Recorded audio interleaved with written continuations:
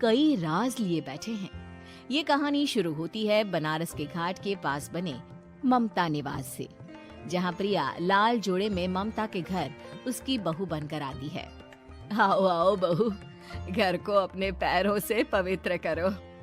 ममता घर की दहलीज पार कर ही रही होती है कि अचानक एक बहुत गंदी सी बास पूरे घर में फैल जाती है।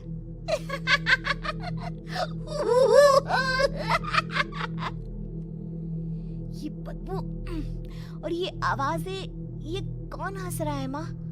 अब ये पड़ोसी ना हमारे थोड़े अलग से है। कहाँ हम शाकाहारी और ये मांस मच्छी खाने वाले। छोड़, तू ध्यान मत दे और गृह प्रवेश कर।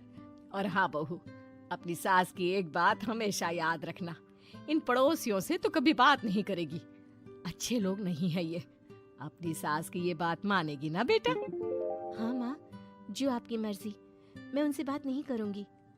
अगले दिन प्रिया अपनी पहली रसोई बनाने रसोई घर में जाती है। ये छोकी बात तो नाक में जा रही है। एक काम करती हूँ, खिड़की खोल देती हूँ। प्रिया खिड़की खोलने जाती है। इतने जाले, लगता है इस खिड़की को कभी खोला ही नहीं गया। पर ऐसा क्यों?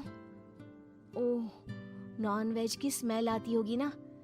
2 मिनट के लिए खोल लेती हूँ, फिर बंद कर दूंगी। प्रिया खिड़की खोलती है। खिड़की खोलते ही उसकी नजर सामने वाले घर की खिड़की पर पड़ती है, जहाँ एक लड़की खड़ी होती है। हाथों में मेहंदी, लाल रंग की साड़ी, बिल्कुल सजी धजी, मानो प्रिया की तरह ही वो भी नई नवेली बहू हो। वो प्रिया को देखकर मुस्कुराती है। हे भगवान, माँ ने तो इनसे बात करने को मना किया था। प्रिया फौरन ही खिड़की बंद कर देती है और तवे पर चढ़े रोटी की ओर देखने लगती है, पर वहाँ रोटी न होकर मछली पड़ी होती है। ये क्या? पहली ही रसोई में इतनी बड़ी गलती! हे भगवान, अब मैं क्या करूं? प्रिया बहुत डर जाती है और फौरन रसोई की सफाई करने और फिर सभी के लिए खाना बनाने लग जाती है। जब वो सबको खाना परोसती है, सब तो ठीक है, मैं बेकार में चिंता कर रही थी। हे भगवान, ऐसे ही बस अपनी कृपा बनाए रखना। रात के वक्त जब सब सो रहे होते हैं, तब प्रिया को पायल की आवाज सुनाई देती है, जिससे उसकी आंख खुल जाती है। ये पायल की आवाज कहाँ से आ रही है? प्रिया उठकर उस आवाज के पीछे छत की सीढ़ियों तक जाती है। तभी उसे बच्चे के रोने की आवाज आती है। प्रिया छत पर जाती है तो क्या देखती है? वही लाल साड़ी वाली लड़की अपनी गोद में एक नवजात बच्चे को घुमा घुमा कर सुला रही है। तभी प्रिया की नजर उसके पेट पर पड़ती है। ओह गॉड, ये तो प्रेग्नेंट भी है। सुनिए, बच्चा सो नहीं रहा है क्या? मैं कुछ मदद करूं? नहीं नहीं, आपके घर वालों को अच्छा नहीं लगेगा, मैं संभाल लूंगी। स्नेहा की गोद से बच्चा हाथ मारकर प्रिया की गोद में आने को छटपटाने लगता है।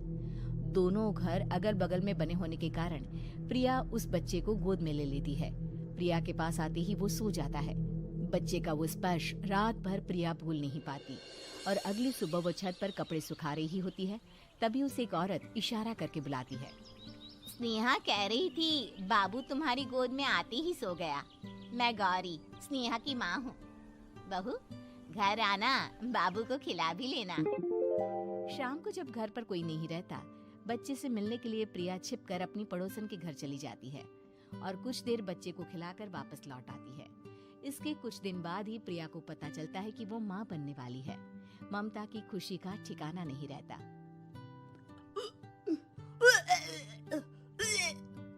माँ जी, पता नहीं क्यों उल्टी आ रही है। प्रिया भागती हुई वॉशरूम में जाती है तो हरे और लाल रंग की उल्टी करती है। उस उल्टी में से कीड़े निकलते हैं। ये क्या? खून और ये कीड़े! माँ! माँ! प्रिया की आवाज सुनकर ममता दौड़ कर आती है, पर बेसिन में कुछ नहीं होता। प्रिया हक्की बक्की रह जाती है। ये सब क्या हो रहा है? प्रिया घबरा जाती है और अपने कमरे में जाकर सो जाती है। डर के कारण वो इतनी थक जाती है कि उसकी आंख लग जाती है। तब उसे ऐसा लगता है उसके पेट पर मानो कोई बैठा हुआ हो। कौन हो? प्रिया के पेट पर एक 5 महीने की बच्ची बैठी हुई थी, जो बुरी तरह जली हुई थी। माँ, तुम ही मुझे लाई ना अपने पेट में? मैं तुम्हारी माँ नहीं हूँ। कौन हो तुम? माँ, मैं जल गई बुरी तरह से।